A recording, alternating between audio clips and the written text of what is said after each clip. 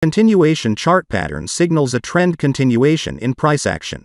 Common types of continuation patterns include rectangles, wedges, and pennants. Continuation patterns are not entirely reliable. Trend reversals and false breakouts can occur. Please subscribe to the channel before moving on. Let's look at them one by one. A wedge price pattern is shown on a chart by converging trend lines, where the two lines are marked to connect the respective highs and lows of a price series. The wedge is a signal that the current trend is going to pause. A falling wedge is found in an upward trend and is a bullish chart pattern with lines sloping down. To open a long position, the entry signal is triggered when price action breaks the resistance line, and the target will be the length of the initial drive length minus the consolidating range. Rectangle patterns are formed when the price is hitting horizontal support and resistance levels several times.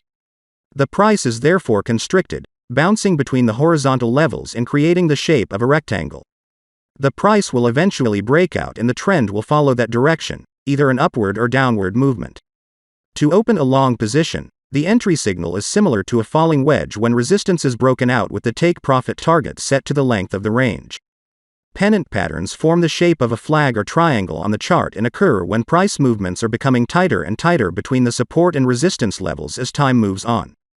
This pattern is generally considered a pennant when there are at least 5 touches of support and resistance. Similar to rectangle patterns, the pennant continuation pattern can be formed from bullish or bearish price movements. Traders can open a long position above the resistance trend line with a stop below the support trend line. That's for now, and thanks for watching. See you in the next update.